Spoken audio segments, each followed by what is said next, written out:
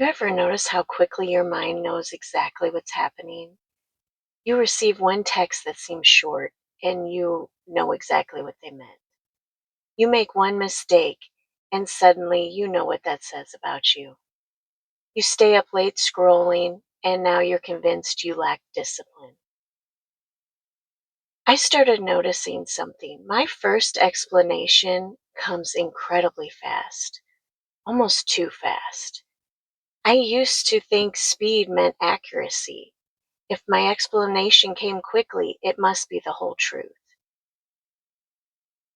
But after enough ordinary moments, I noticed something surprisingly.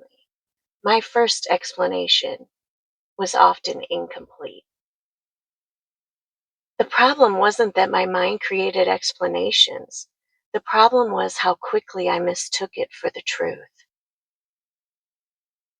And when I took an incomplete explanation as the truth, I usually paid for it later with unnecessary arguments, extra anxiety, self-criticism, or decisions I wish I would have slowed down before making.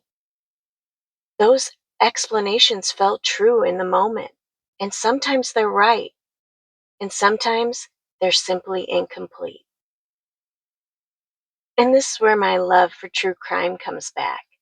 A good investigator never solves the case on the very first clue. They stay curious, they gather information, they let the evidence build. Somehow, I never gave myself the same courtesy. One text, one mistake, one feeling, and my case was already closed. That's when I started asking better questions instead. When one text shifts my whole mood, I ask, what story did my mind create about this text? When one mistake feels like a total failure, I ask, what am I making this one mistake mean about me? And when I'm scrolling past midnight, even though I'm exhausted, I ask, what am I hoping to get back before this day ends?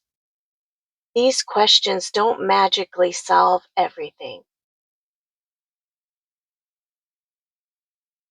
They don't tell me what to think.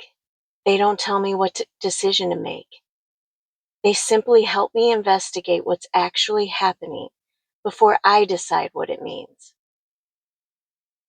I still feel the feelings.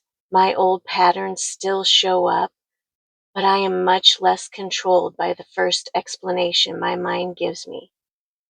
And that has reduced a lot of unnecessary suffering. Most importantly, it protects the truth, builds self-trust that isn't easily shaken, and I respond with clarity. Here's what I've learned. My first explanation isn't my enemy. It's simply my starting point. Curiosity gives me permission to investigate before I decide. Because the first explanation usually isn't the whole truth, and treating it like it is usually costs me more than the short pause takes to ask one better question. Those feelings aren't commands, they're clues. If this resonated with you, I'd love to hear from you in the comments. Which ordinary moment felt most familiar to you? The text, the mistake, or staying up later than you meant to? Thanks for spending a few minutes with me today. I really appreciate you being here. And I'll see you next week as we keep uncovering clues in ordinary moments.